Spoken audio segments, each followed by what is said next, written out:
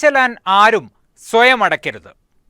നമ്മളിൽ ചിലരെങ്കിലും ഈ സന്ദേശം സോഷ്യൽ മീഡിയകളിൽ കണ്ടിട്ടുണ്ടാകും, ചിലപ്പോൾ ഷെയർ ചെയ്തിട്ടുമുണ്ടാകും.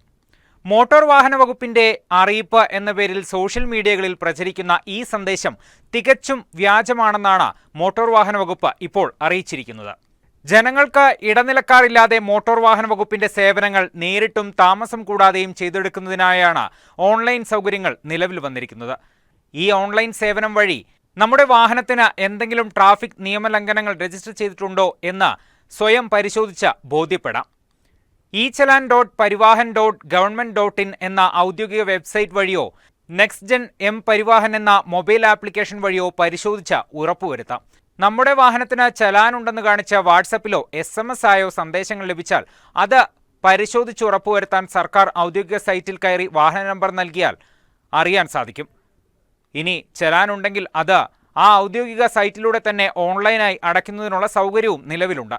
സ്വന്തമായി പരിശോധിച്ച് മനസ്സിലാക്കാൻ ബുദ്ധിമുട്ടുള്ളവർക്ക് സർക്കാർ അംഗീകൃത അക്ഷയ കേന്ദ്രങ്ങൾ ഉപയോഗപ്പെടുത്താവുന്നതാണ്.